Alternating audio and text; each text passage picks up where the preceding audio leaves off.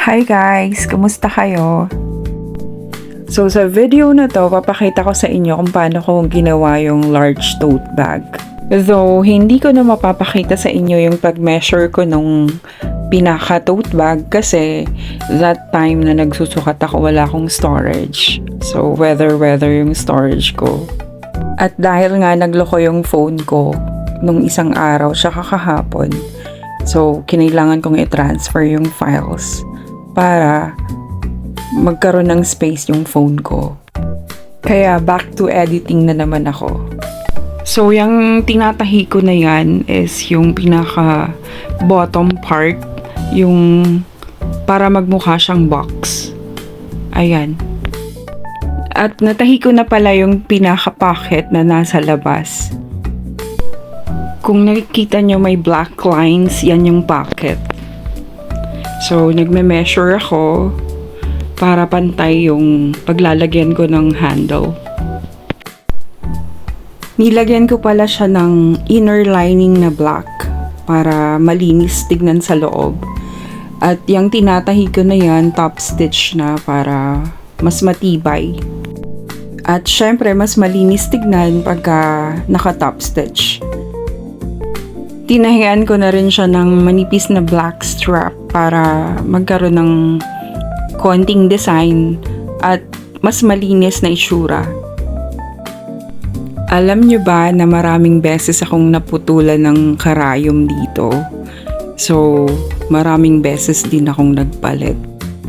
At syempre, dahil matigas yung materials na ginamit ko dito, maraming beses din ako na natusok ng pushpin. Pero okay lang, natuto din naman ako. So, dito sa part na to, madalas ako natutusok kasi ang tigas na pagka-doble.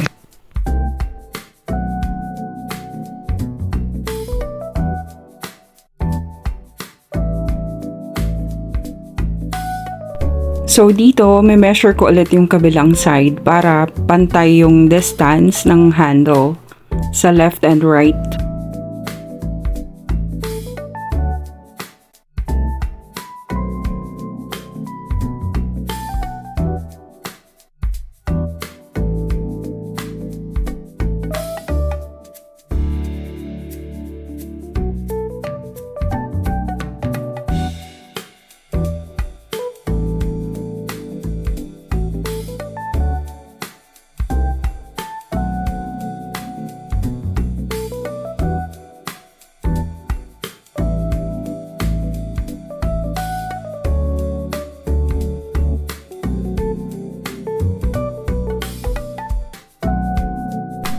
Yan na yung kabilang side ng pagkakabit ng handle. So, sa mga marunong manahi dyan, kung willing kayo mag-share, pwede bang malaman kung ano yung tamang karayom para sa tamang thickness ng material? Para hindi na po ako napuputulan ng karayom next time. So, eto na yung tinatahi ko. Yan na ang resulta. Nakita nyo na yan, di ba? So, thank you for watching. God bless you. Bye!